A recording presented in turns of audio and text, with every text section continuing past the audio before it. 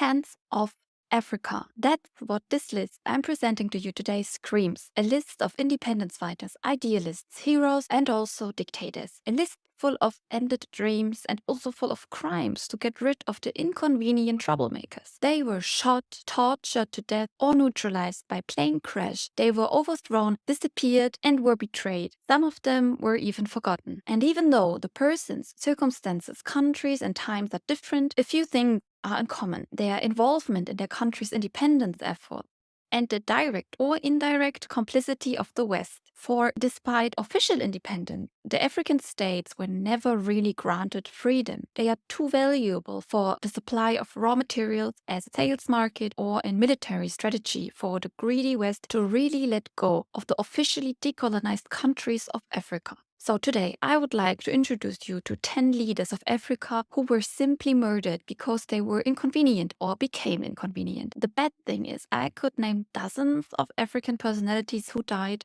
unnatural death. In the end, they are all united by the terrifying truth. Gaining influence and not using it to serve the status quo seems to be a death sentence. I would like to start right away with an outlier from the list, the Black Star of Africa, the Osagewo, who was the only one on this list not to be assassinated. But his overthrow was probably not only the result of a people yearning for the right of participation. No, Kwame Nkrumah was an idol, a heroical figure in Africa's post-colonial history. As the first prime minister and then president of Ghana, he successfully led his country to independence from British colonial rule in 1957, making Ghana the first African country south of the Sahara to achieve this feat. The clue was, and what the West annoyed probably the most, was the Pan-African vision he had. He repeatedly calls for the unification of Africa under one government. He warns that without the mutual support of African countries, colonialism would return in disguised form. If you look today at who owns the mines, the mining corporations, plantations, resources and minerals, you have to say that this is exactly what had happened. Nkrumah became a target for the USA during the Cold War era. They were fearing the spread of communism and seeking to protect its strategic and economic interests. So they supported a coup that overthrew Nkrumah's government in 1966. 3 years of repressive military rule followed for Ghana, and Nkrumah could only watch from afar. Despite everything, he remained committed to his dream of a united Africa until his early death in 1972. So just when Nkrumah became the star of the newly liberated Ghana, giving hope to the rest of the colonized African countries, our number 9 was assassinated by French forces, Rouben Omniobe. As Nkrumah, Rouben Omniobe was a critical figure in the African independence movement. As the leader of the Independence Party in Cameroon, he advocated for immediate and unconditional independence from French colonial rule. He was brave and hopeful. His integrity and uncompromising stance against colonial rule posed a considerable threat to French interests from Cameroon, as they were committed to maintain its colonial possession and economic influence in Cameroon. France decided to get rid of Niobe. Mais faisait régner la terreur.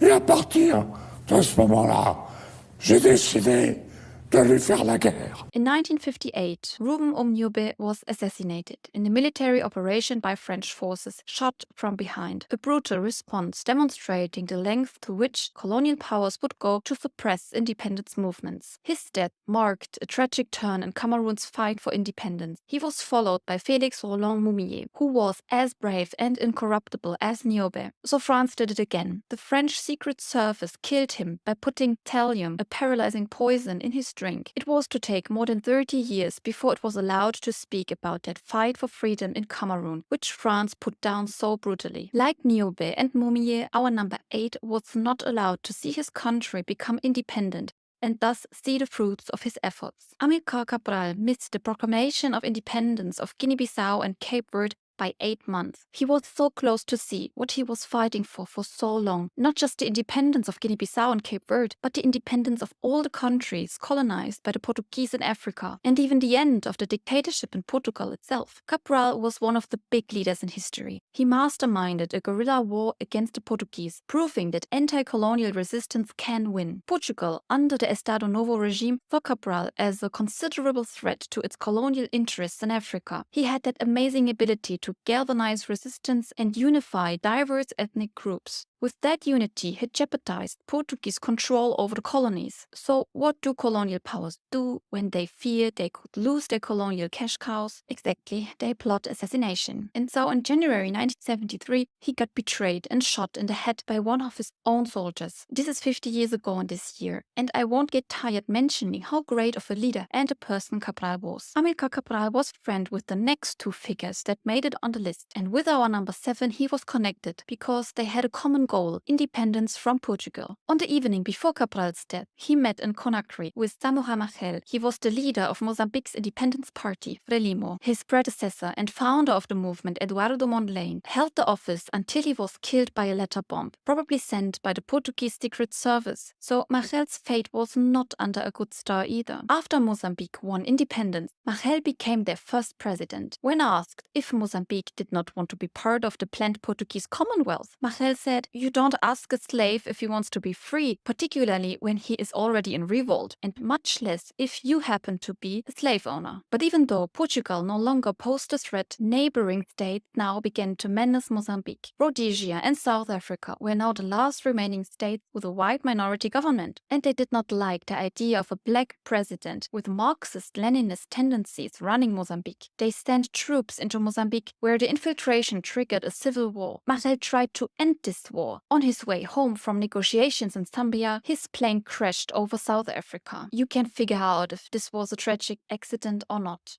The question of whether he was the victim of a crime or not doesn't arise with our number 6 today. It's pretty clear. And yet his case is probably the most mysterious of all. The mathematician and revolutionary Mehdi Ben Barka played a significant role in Morocco's independence movement, where his continuous fight for freedom from French rule earned him the title of enemy number 1 of France and Morocco. However, his fight didn't end at the Moroccan border. He saw the bigger picture, the end boss, so to say, neocolonialism. So he not only fought tirelessly for the liberation of Morocco, but also other exploited countries suffering under neocolonialism. He had this vision of uniting Africa, Asia, and Latin America, a strong unity that could be a counterweight to the superpowers and promote global equality. How seriously the colonial powers, such as France and the US, took that threat from the South is seen in the multiple assassination attempts committed on Barca. The sad truth is, if they have a target, they don't get tired till they hit. And so Ben Barca disappeared in 1965, just before the Tricontinental Conference he was planning took place. His significance in the fight against colonialism is enormous, and he should stand in the collective memory in one line with Che Guevara. However, Mehdi Ben Barca is as good as forgotten today. Also, our next candidate in the list hardly appears in the canon of African independent heroes. That's just a shame. His assassination marked the end of a policy of pacification that resulted in several genocides that could probably have been prevented. Louis Rwagasore was charismatic and a born leader. He sought independence for Burundi from Belgian colonial rule. He had this ability to unite diverse ethnic groups like the Tutsi and Hutu. He advocated for a peaceful and united transition to independence. As expected, Belgium perceived Rwagasore as a threat to their colonial interests,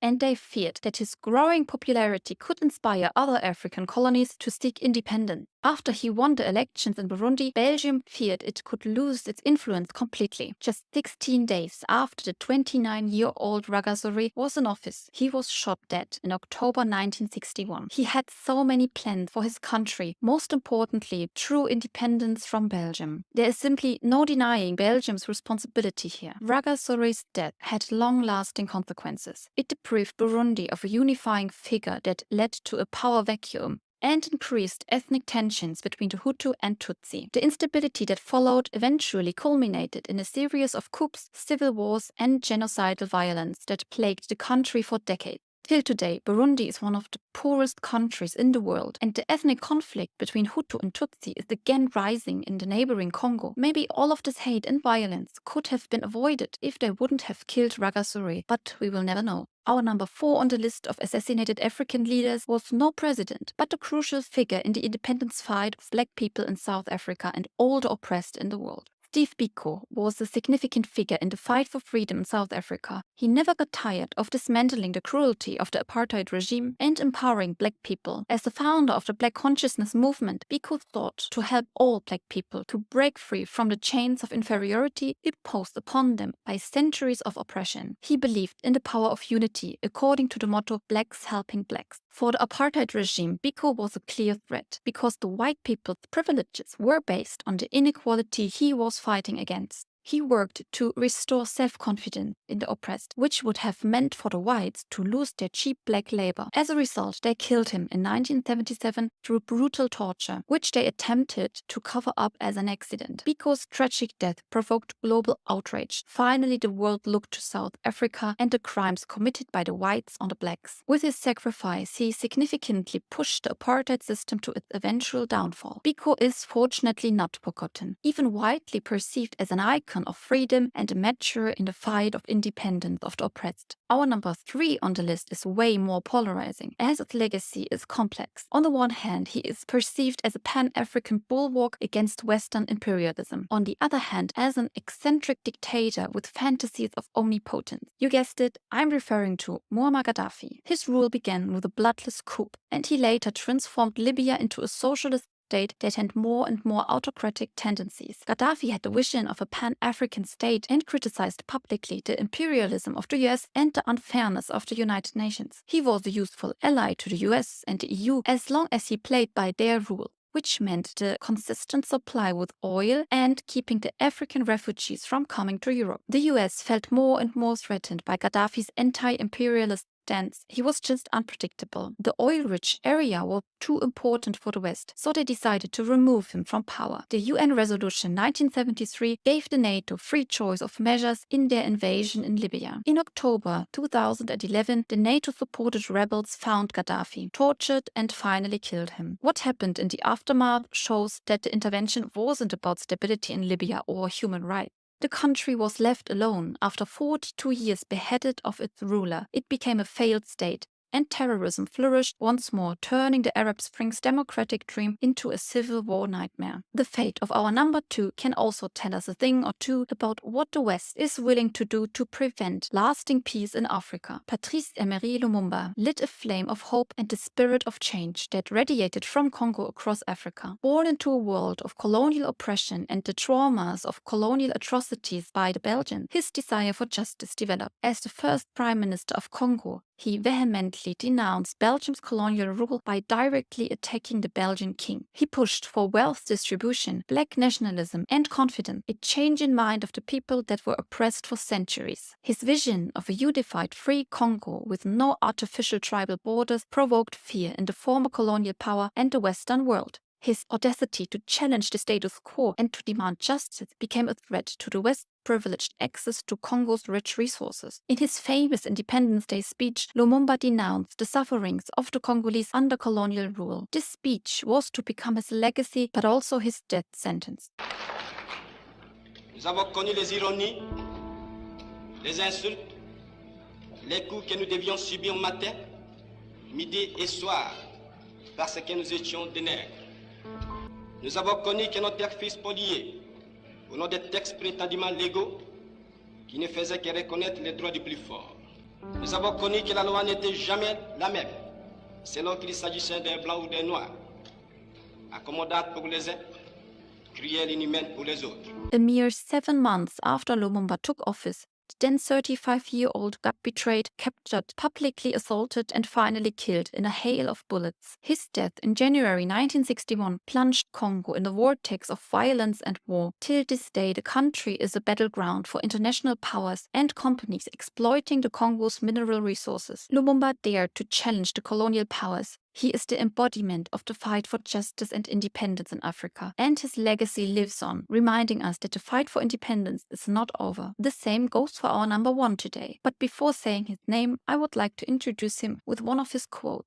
You cannot carry out fundamental change without a certain amount of madness. In this case, it comes from nonconformity, the courage to turn your back on the old formulas, the courage to invent the future. It took the madmen of yesterday for us to be able to act with extreme clarity today. I want to be one of those madmen. We must dare to invent the future. Nonconformity, a lot of courage, and a certain amount of madness. You bake that for 50 minutes and you'll get a delicious, amazing leader. I present to you the great Thomas Sankara. Captain Thomas Sankara, the Che of Africa and former Prime Minister of Burkina Faso, was a revolutionary leader who challenged the exploitative system of colonialism and its lasting impact on Africa. In his 4 years in office, he introduced numerous reforms, including fighting illiteracy, desertification, and child mortality. He wanted to free Africa from the Western shackles once and for all. No more influenced by development aid, Burkina Faso became self-sufficient thanks to its focus on local production. He publicly called for African countries to refuse the repayment of debt.